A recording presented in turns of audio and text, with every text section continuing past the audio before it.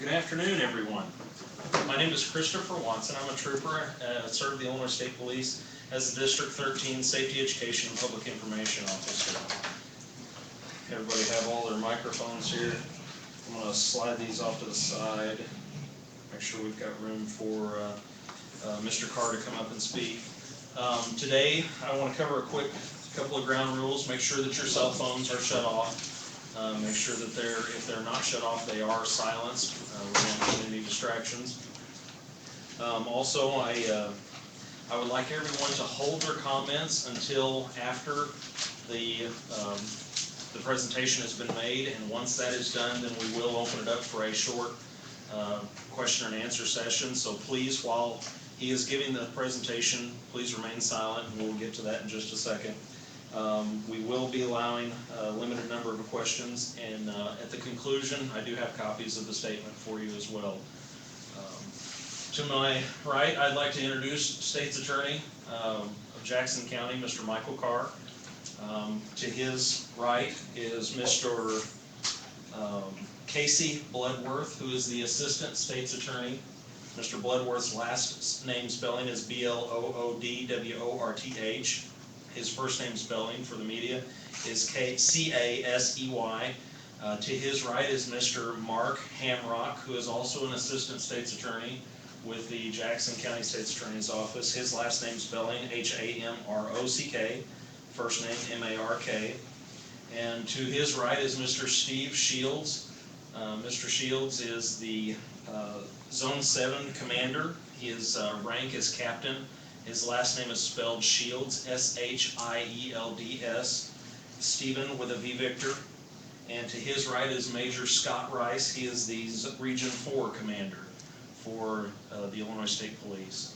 So without further ado, Mr. Carr.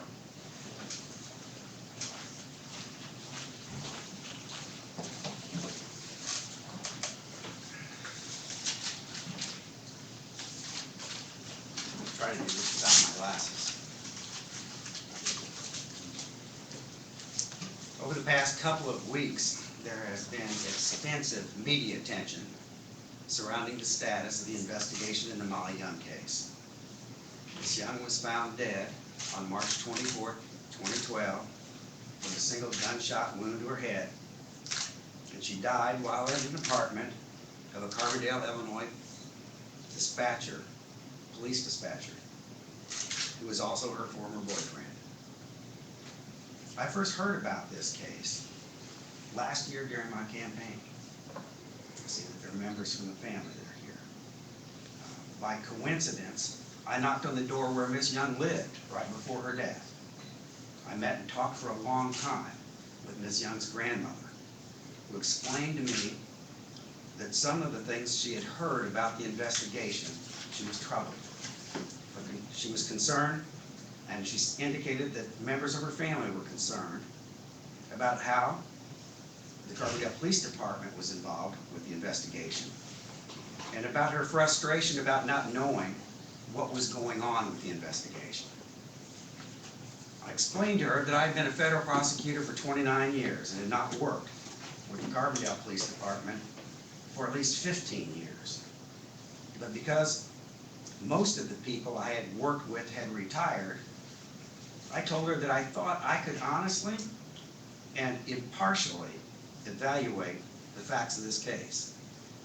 While I did not promise her or any member of her family a particular result, I did promise that I would make it my priority to impartially review the facts and circumstance of this case and to get back with her family with my observations as soon as I could.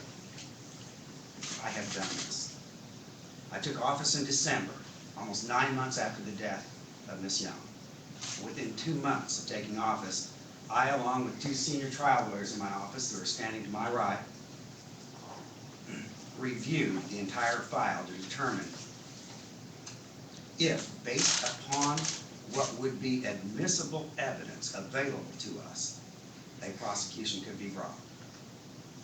3 investigators from the Illinois State Police made a presentation of the evidence and gave detailed explanations and assessments about questions which were raised by me and my colleagues and by things that I had seen on blogs. I was advised by the detectives about what steps had been taken in the investigation, what questions could be and had been forensically determined, what evidence was not available and could not be determined, and whether the presence or absence of any particular type of forensic evidence could establish or preclude a particular theory about the manner and means of her death. Prior to talking with me, the Illinois State Police detectives and crime scene investigators already conducted a joint review of the entire file with approximately 20 experienced homicide investigators throughout southern Illinois, including the Metro East area.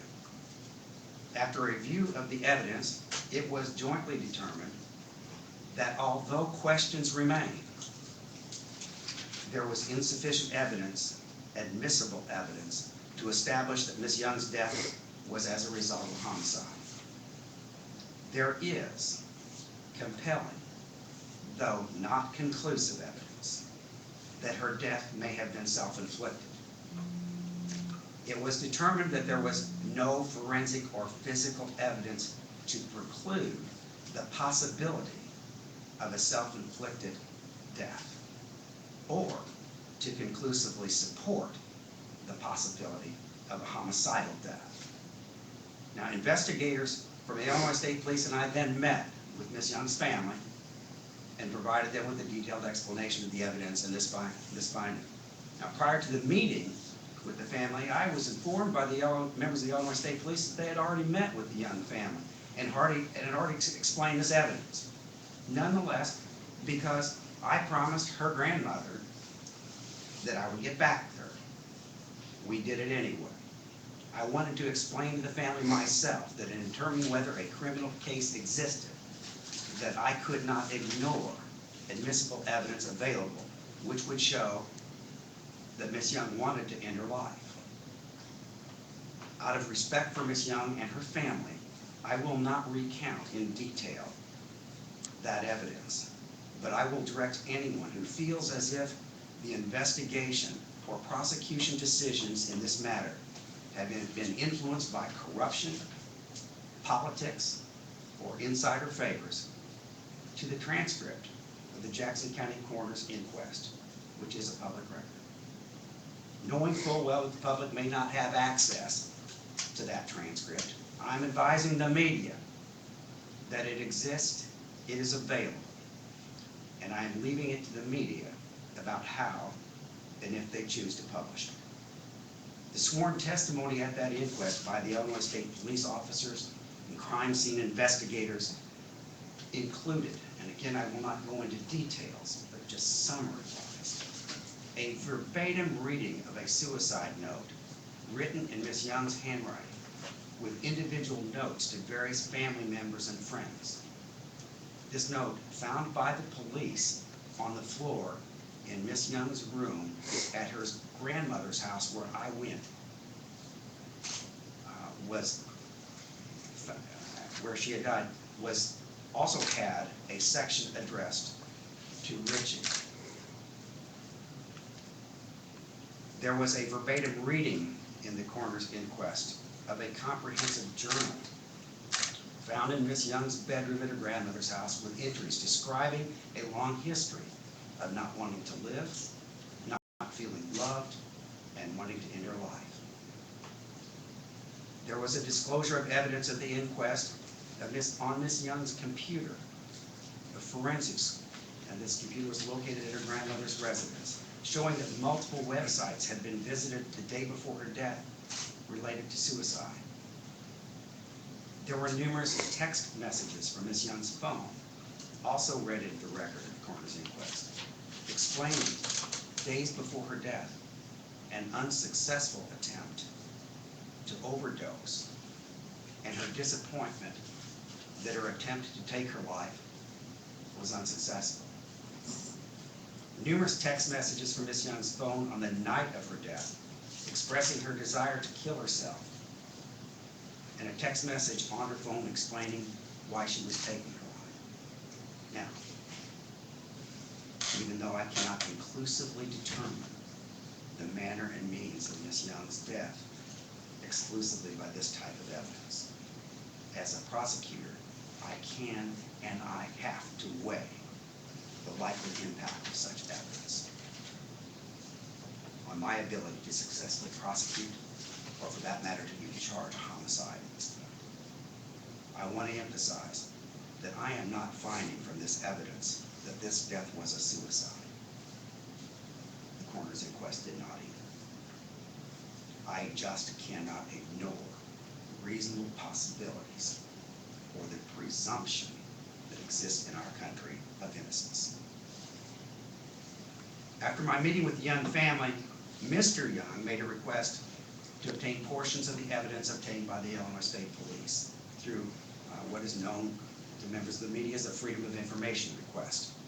Generally, a request like this for information, which is part of an ongoing criminal investigation, is exempt from disclosure under the Act, but I did not feel comfortable in claiming this exemption since all of the information I was considering and had considered had been collected months before I was even in office, and no new significant information had become available to me.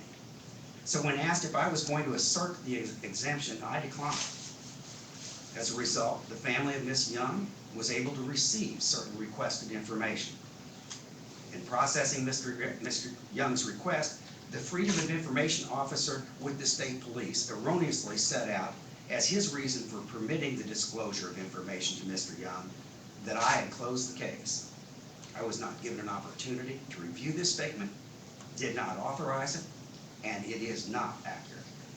I have no authority to close a state police investigation or any other investigation by a police agency, and I did not do so in this case. This case remains open. Finally, I want to point out that a prosecutor must generally refrain from making statements about an investigation. However, because of recent public statements made to the press by Ms. Young's father demanding a prosecution be brought and claiming that the failure to bring a prosecution in this case ignores obvious evidence and is linked to a corrupt law enforcement decision, I have decided that this limited response is warranted. I want to emphasize that it is understandable that a father who has lost a daughter would be emotional, and his family has my sympathy. However, to bring any charge against a citizen in our country, our system of justice requires that the prosecutor be rational and ignore conjecture, frustration, emotion, speculation, and rumors. The decision to prosecute must be made based upon evidence, not upon political pressure. Our system of justice requires proof to convict, beyond a reasonable doubt, based upon admissible evidence. The Illinois Supreme Court rules of professional conduct prohibit the prosecution of any charge that a prosecutor knows is not supported by probable cause. And given our system of justice, which allows for but one trial for an offense, there must be sufficient admissible evidence for the prosecutor to believe that he can convince 12 out of 12 people on a jury beyond a reasonable doubt that a criminal offense has been committed. These are standards of fairness embodied in the Illinois and United States Constitution that must be adhered to by prosecutors in any case. Should additional information become available which would meet these fundamental standards, I have pledged to the Youngs and I have sworn to the public that it will be considered. Now, has been indicated, I am available to answer a few questions, keeping in mind that the case is open. I am prohibited from answering directly giving information directly about the case, but I'll leave it open for a couple questions. Juana, please, from Channel Creek. Two-part question. What do you mean by sufficient admissible evidence? What do you mean exactly by that? And second part question is, were there any evidence in this case that may have been mishandled where it became inadmissible? Well, I think a prosecutor has the burden. First of all, admissible evidence means that we are prohibited from talking about or introducing maybe rumors or speculation or making comments about whether or not someone has exercised rights or has made statements, those kinds of things, or hasn't made statements. And that's why it's very difficult to have a conference like this, because we have to be aware that the law prohibits those kind of comments. But admissible evidence is exactly what it's the same evidence that is admitted in any court. It has to be relevant, it has to be probative, and in looking at, for instance, items that were discussed in the inquest, it would be relevant and probative that there exists suicide notes, and I have to look at those and make a calculation as to whether or not a judge feels like, or whether or not I think that the judge would introduce that evidence. Now, about your next question was about mishandling of evidence. It has come to my attention, I think when I talked to your grandmother, there was, I'm not saying your grandmother, I'm sorry, her grandmother. She informed me that when the police arrived, that an attorney was present and had cleaned up the apartment. So when I walked into the office, that was my impression. That did not occur. There is no evidence of that whatsoever. And that's one of the reasons that I chose to be here. There are rumors that are not correct. There is a rumor, and you can ask about specifics, I guess, and I'll tell you whether or not I can answer them. When you're talking about admissible evidence, that a police agency allowed for an individual to clean his hands. And it's my understanding that perhaps the source of that information came from someone in law enforcement who talked about that.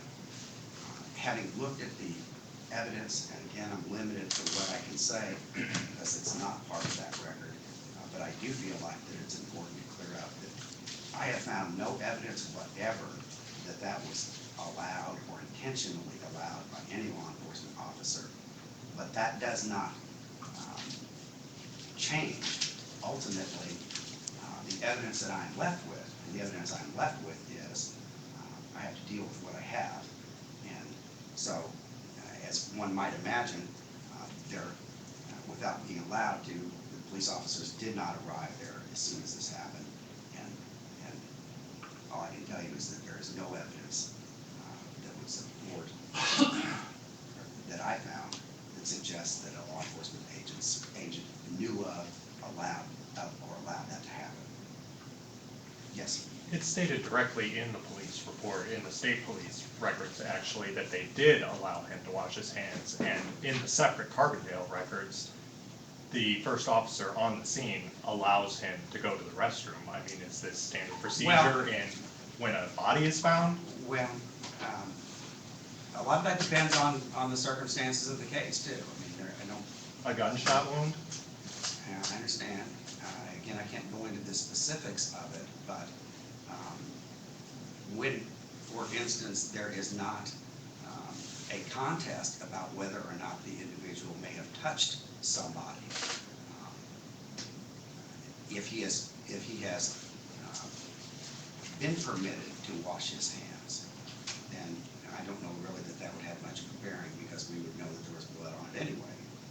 So I don't know if I'm answering your question, but what we deal with is the evidence that we have. It's my understanding that he did wash his hands, and my understanding of the reports are that that was not allowed by the police officers, but that he did actually do that. It is in one concise sentence that they allowed him to go to the bathroom and wash his hands before going to the police station that morning.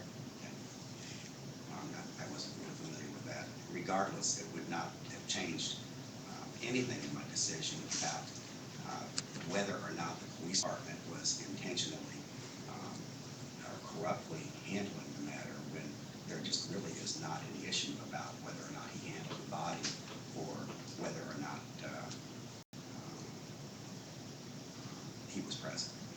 So I don't even think it has to be a matter of corruption or accusing of that. I mean, do any one of us in here get to have that same latitude if a gunshot victim is found in our apartment? well, Did again, Carbondale police respond to this the way they that's should kind of have? that's a call on the part of the police department. And I guess my comment is that regardless of this report, I found nothing in that report that indicated that there was an intentional, I guess maybe a better way to put it, an intent to hide evidence by allowing somebody to wash their hands. And again, well, I don't want to go into too much detail. If, in fact, that does not appear to be a question, and somebody has handled the body, which is my understanding occurred, then I don't attach some negative connotation to that action, and I have found none in that regard. Yeah, I have a two-part about suicide note as well. You said it was found on the floor of the room. Where on the floor? I'm not going to go into details of that. You spoke to it though extensively, and it was spoken about. It was read verbatim Well, at the coroner's jury. Well, it So why was. can't we know Okay. where on the floor it was found? I agree. What I would refer you to, because I have not gone extensively into the note, I would refer you to the coroner's inquest, to what has been publicly disclosed, without going into the specifics about that. I don't feel like that I can. Okay, and the second part of it is, was it dated? It was not, and that's in the coroner's request. Yes. Did Molly Young have any gunpowder residue on her hands? I'm not going to answer that question because, like I said, this is a pending case, but what I will do, Captain Rice is a crime scene, Commander Rice is a crime scene technician, and I will defer in general to the value of gunpowder residue in an investigation, if you'd like to address that without going into the specific facts of this case. Okay. First of all, I'm not an expert in gunshot residue.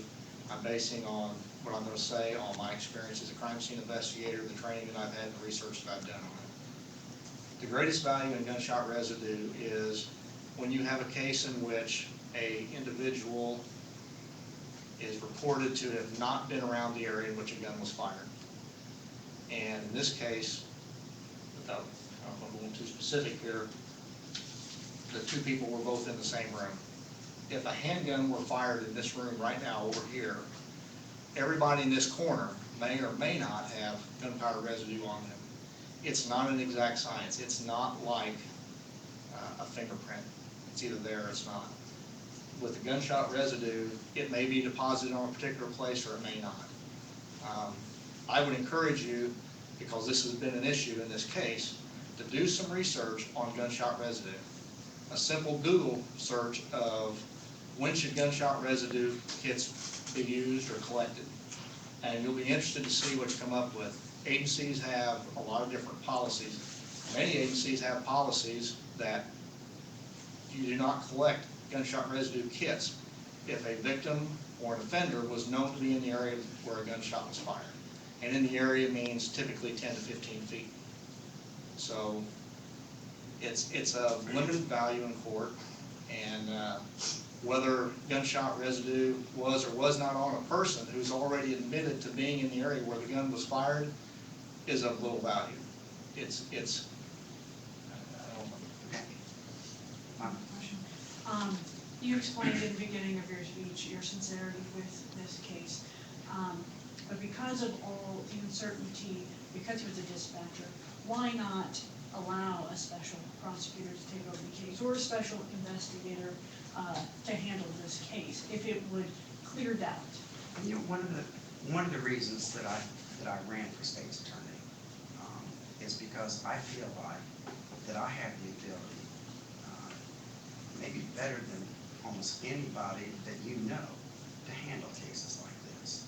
And why should I walk away from a case that I've been elected to, that I want to have resolution about, when I have the experience to be able to handle that case? That's what I was elected for. I do not have a conflict with it by virtue of friendships or prior associations with members of the Carbondale Police Department that were involved in this investigation. I don't see that passing the buck to some other agency to look at matters that myself and two other members of my staff have looked at about whether or not we can bring a case would be appropriate in the circumstances. So, you know. Did you have any conversations, though, with outside agencies, the Attorney General, asking that question, whether the Attorney General's office should intercede in any way? I have not. And I don't regularly with any of the cases in the office. If I thought that there was a conflict, I would do that. I don't believe there's a conflict. This might not be your problem even to consider, but has anything outside of the speculation that's been in the media or among family members lead you to believe that initially the Carbondale Police Department's response to this was in any way mishandled or inappropriate? Anything that gives you pause outside of that in your investigation? I have to be real careful about that. I mean, I've already told you that, of course, there are things that I would, as a prosecutor, that you'd like to see, the evidence that you'd like to have. But I don't know that I've ever been involved in a case where there haven't been mistakes that were made, and I'm not suggesting that I will ever find that. But in terms of the reason I'm here is that I have looked at, and I want to clarify this again, I've looked at this case from a perspective of whether or not decisions were made, that decisions that have been made were made to hide something or surreptitiously. And I do not find that somebody washing their hands under those circumstances was surreptitiously made, and that's what I was talking about. I find no evidence to suggest that that's the case. Yes? Was the Carbondale Police Department invited to this press conference? It's my understanding. I see a member right there. I did not invite him, but I see that there's one here. Yes. Mr. Carr, you may not know me. Some of your other fellows there with you do know me. I'm Charlie Lamont. I'm the family spokesman for the Molly Young family, and retired from Carbondale from Mount Vernon PD with 33 years of experience. So I really appreciate the hours and the things that have gone into this case, and I appreciate, from a law enforcement perspective, the things you cannot talk about, and I understand that.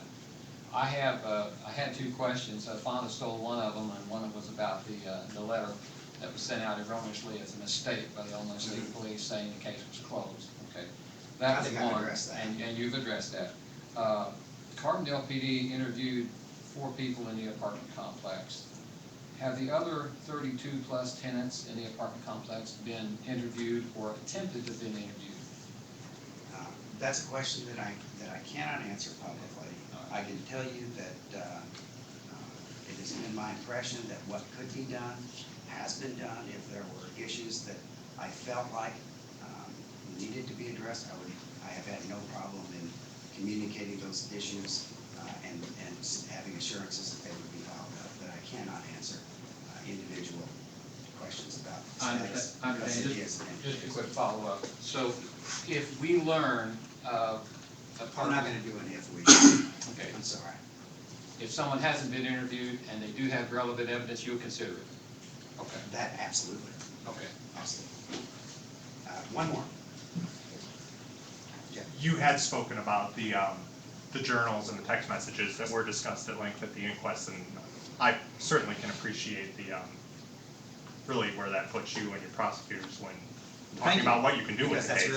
that's really what has caused this conference, because I think it's important for the public to understand that we can't view evidence in a vacuum. Well- And we have to weigh that against what exists. I personally have never failed to appreciate that, but at the inquest where we heard all of that evidence so extensively, how come even the two people who found the body weren't subpoenaed into the proceedings? Well, of course, the same rules of evidence do not apply in an inquest. You may have seen members from the family that were able to get up, for instance, in an inquest and talk about, how hard it was on them and pleased for a particular decision. I don't get to do that in my case.